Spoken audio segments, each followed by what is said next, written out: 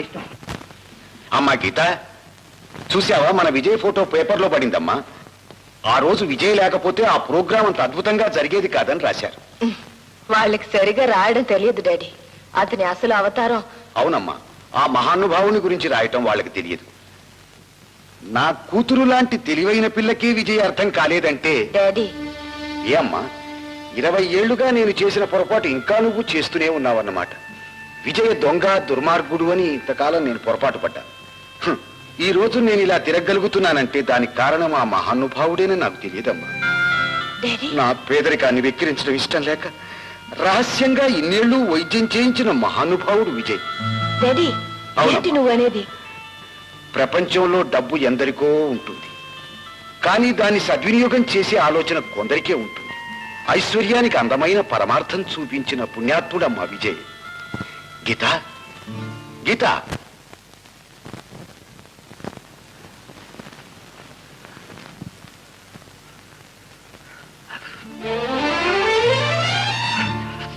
అమ్మగారు కూర్చోండి. అమ్మగారు కూర్చోండి. నేను కూర్చునే ఉన్నాను. అవును, కూర్చొని ఏం తీసుకుంటారు? Coffee, tea, powder? నేను ఎందుకు రాలేదు. ఎందుకు వచ్చారో కాస్త ఆలస్యంగా చెప్పండి అమ్మగారు. మిమ్మల్ని ఇలా ఇంట్లో చూడగలిగినందుకు ఈ ఇంటిని కూడా ప్రేమిస్తాను. అమ్మాయి శాంతి, అమ్మాయి గారికి మంచి కూల్ డ్రింక్ పట్టరా. నేను ఎందుకు వచ్చాను తెలుసా? ఈ డబ్బు ఇవ్వడానికి. డబ్బా? ఏం డబ్బు? ఎందుకు? మా నాన్నగారి వైద్యానికి మీరు ఖర్చు చేసిన డబ్బు. ఎవరికి రుణం ఉండడం నాకు ఇష్టం లేదు. రుణం? ఈ రుణం ఇంత సులువుగా తీర్చేస్తున్నారు అమ్మాయి గారు. మిమ్మల్ని ఇన్నాళ్ళుగా అపార్థం చేసుకున్నాను. I'm sorry. మీరే లేకపోతే మా నాన్నగారి ఆరోగ్యం బాగయ్యేది కాదు. కుమార్ని అప్పగించి ఉండకపోతే నాన్నగారికి కోర్టులో మళ్ళీ మంచి రోజులు వచ్చి ఉండేవి కావు. మీరు చెప్పిన 4 మాటలు చాలు అమ్మాయి గారు. వీటి కోసం నా జీవితాన్ని పణంగా ఇమ్మని ఇస్తాను, అంతేగాని ఈ డబ్బు ఇచ్చి నన్ను విక్రించొద్దు. ఈ డబ్బు తీసుకోకపోతే నా మీద ఇంకా కోపం పోలేదనుకుంటాను. ప్లీజ్, నా మనశాంతి కోసం.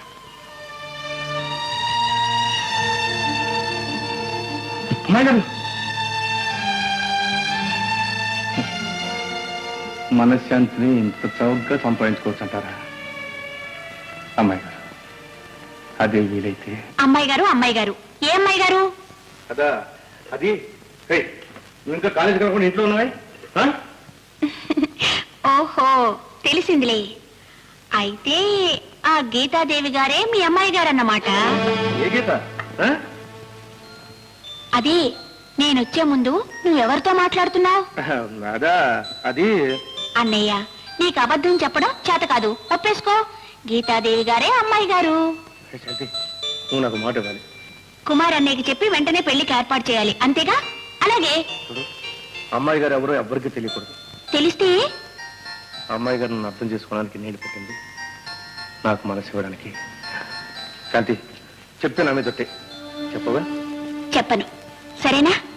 అన్నయ్య, వదిన్ని త్వరగా తీసుకురాకపోతే నేను ఊరుకునేది లేదు. ఇంతకీ ఎవరన్నా వదినా? వదినా? ఎవరో వదినా? ఇదిగో నా దగ్గర దాతలేవు, చెప్పాయి. ఏం చెప్పంటావు? చూడు, కళ్ళు ఎర్రబడ్డాయి, ముఖం ఎరుపెక్కింది. ఆఫ్టర్ ఆల్ సిగ్గుపడే అవసరం ఆడవాళ్ళన్నాయా? మంద కాదు, చెప్పాలి. అది కాదన్నయ్య, మరే. శాంతి, నోరు లోపలికెళ్ళి. ఏమిటి? ఏదో ప్రేమ సమస్య? అదే వదిలి విషయంలో. అదే సింపుల్ సమస్యను పరిష్కారం చేయడం మన డ్యూటీ. అందులో ఈ సమస్య విషయం చెప్పాను, ఇప్పేస్తాను. ఏం లేదురా, నా మనసులోని మాట చెప్పుకోవడం అంటేనే కొంచెం భయంగా. ఇది పాత డబ్బే, కానీ కేసు కొత్త. అన్నయ్య, ప్రేమ కథల్లో మొదటి సమస్య ప్రేమ గురించి చెప్పుకోవడం. ఆ పని నాకు లేక. అంటే ఏం చేస్తాం? లేఖ, ప్రేమ లేఖ రాసేయి. నాకు రాయడం అసలు రాదే. నాకొచ్చుగా, నీ తరపున రాస్తాను. ఒక పతనయ్యా, ఇప్పుడు చూపిస్తే నా పెన్ సరాక చెప్పు, మనసులో ఉన్నదంతా కక్కి. ఏదోలా ఉందిరా, నాకు ఇప్పుడు ఇలాంటి అలవాటు లేదు. ఇప్పుడు మొదలెట్టానయ్యా, కమాన్. సరే, అమ్మాయి గారు. నవ్వుతావే? ఇంకా నయ్యం, మహారాణి గారు అన్నావు కాదు, ఎవరో నౌకు రాసినట్టు. ప్రేయసికి ప్రేమ లేకుండా ఎలా ఉండాలి? పేరు చెప్పనయ్యా. పేరు పేరు సంగలేరా వేరే గేదెలు ఏ ఉదయం పేరు చెప్పడం సిగ్గా ఉందా? సరే జనరల్గా రాద్దాం. ప్రియా అదేమిటి సినిమాలో పిలుపులాగా బాధపడుతుందేమో. నా హృదయేశ్వరి మరీ నాటకం ఉందిరా, నాటకంలో డైలాగ్ లాగా. ఇంకేదో చెప్పు.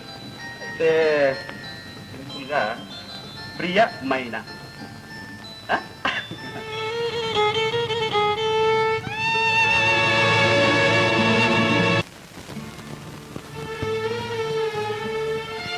ఉత్తరం ఉత్తరమా? ఎవరిచ్చారు? ఎదిరింటి ఆయన ఇచ్చారు.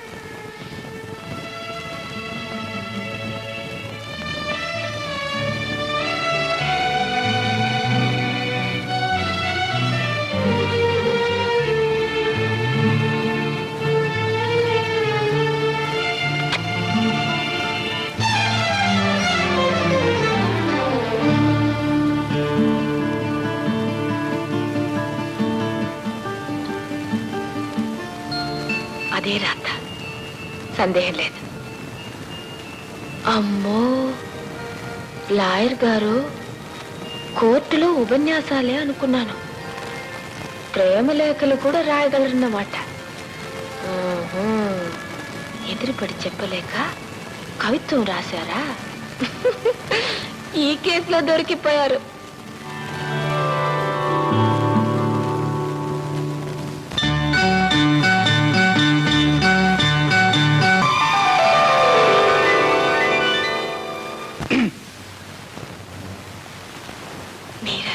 ఏమిటి నిద్రపోతే నవ్వుకుంటున్నారు?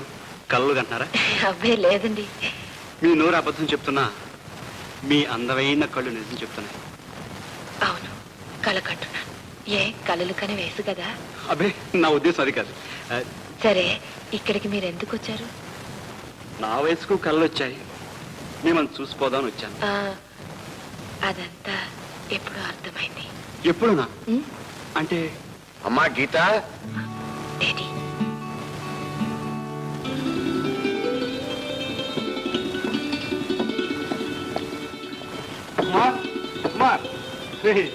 నీ ఉత్తరం దుమ్ము దులిపేసిందిరా. నేను సచ్చి తలకిందులైనా సాధించలేని పని.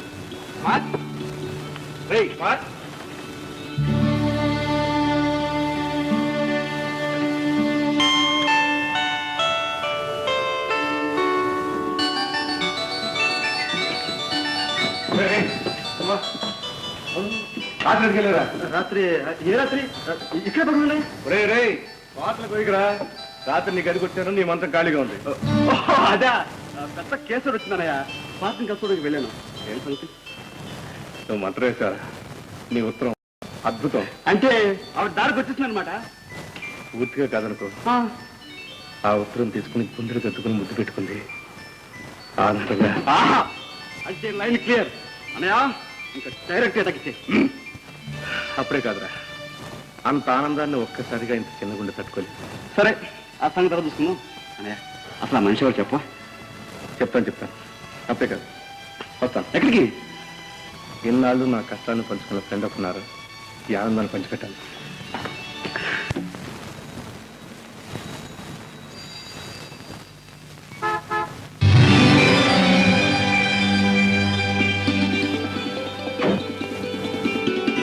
నిషా, నేను ఇప్పుడు ఎందుకు ఆనందంగా ఉన్నాను తెలుసా? మీ మనసులోని కోరిక నెరవేరింది. అవును నిషా, నేను ప్రేమించిన వ్యక్తి నా మనసుని అర్థం చేసుకుంది. అది నాకు తెలుసు. ముందు ఆ అదృష్టవంతురాలు ఎవరో నాకు చెప్పండి. ఒకప్పుడు నా యజమానురాలు, ఇవాళ ఓ నిషా, నన్ను అర్థం చేసుకున్న మనిషిగా నా ఆనందాన్ని నీకు చెప్పాలని వచ్చాను. నిషా, నీకు ఆనందంగా లేదు? ఉంది, చాలా ఆనందంగా ఉంది. కొందరు కోరికలు ఆలస్యంగానైనా ఫలిస్తాయి. మరి కొందరు కోరికలు తీరకుండానే మట్టిలో కలిసిపోతాయి. నాకు ఒక చిన్న మాట ఇస్తారా? ఏమనేస్తాను నిషా, అడుగు. ఏమైనా ఇవ్వలేరు. నేను కోరుకున్నది అప్పుడే ఇచ్చేశారు. చూడండి, ఇప్పుడు మీరు ఆనందంగా జీవితాన్ని గడపబోతున్నారు. ఈ ప్రపంచాన్ని మర్చిపోండి. అలాగే మర్చిపోతాను నిషా, కానీ నిన్ను మాత్రం ఇక్కడ ఉండమను. నాతో తీసుకెళ్తాను. ఎక్కడికి తీసుకెళ్తారు? పరువుగా మనశ్శాంతితో బ్రతకగలను చూడి. ఆడదాని పరువుకు అర్థం మీకు తెలీదు. మనశ్శాంతి అది ఎక్కడ దొరుకుతుందో నాకు తెలుసు. కానీ అక్కడ చేరడానికి ఇంకా కాస్త టైం ఉంది. ఎప్పుడో ఈ ప్రాణాలు పోయాక ఈ శరీరానికి ఎవరో మీలాంటి ధర్మాత్మను చితి పేర్చినప్పుడు వీల్లేదు. ఇలా నువ్వు ఇక్కడ ఎక్కడైనా మీరు సుఖంగా ఉండగలిగితే నేను సుఖంగా ఉన్నట్టే భావిస్తాను. మీ పెళ్లికి నన్ను తప్పకుండా కబుర్ చేయండి. వచ్చి మీ ఇతని తనివి తీరా చూస్తూ నాట్యం చేస్తాను. నిషా,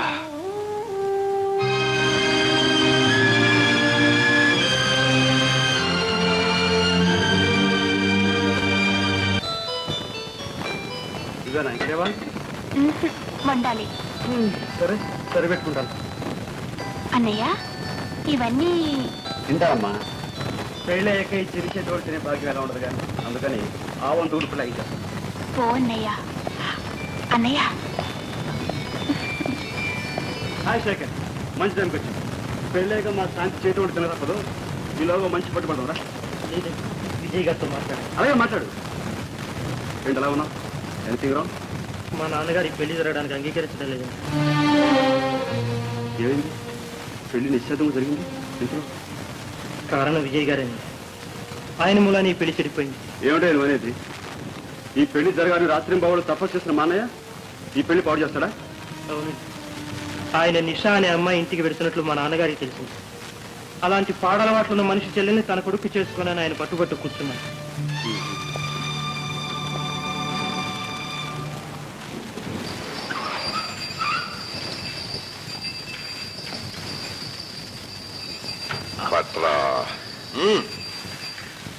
ఏమండి, నిషా ఇల్లు ఎక్కడ? నిషా ఇల్లా? అదిగో ఆ పచ్చ మేడ. Thank you. సూత్రాజ్యాని ఒక ప్యాసింజర్ దిగాడు, ఇంకోటి ఎక్కుతున్నాడు. నీ ఎవ్వ గిరాకీ అయితే ఎదురా. పాపం చదువుకున్నాడు కూడా నిషాలో పడ్డాడు రా. మా నాడు పళ్ళేదు గురు, ఇద్దరు అన్నదమ్ములు కదూ, సరదాని పంచుకుంటున్నారు. అది రూలు.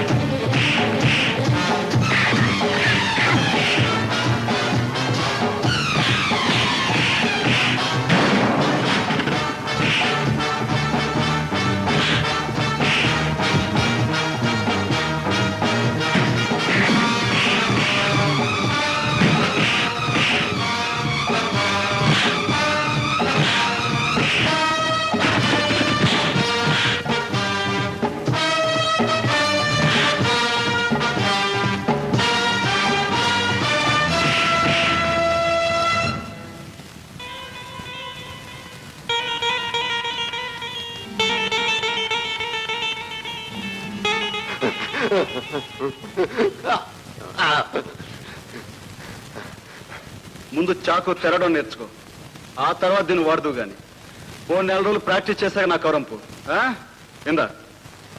ఏమడిగాను? నిషా ఇల్లు సార్. ఎక్కడుంది? రండి సార్. పదండి సార్.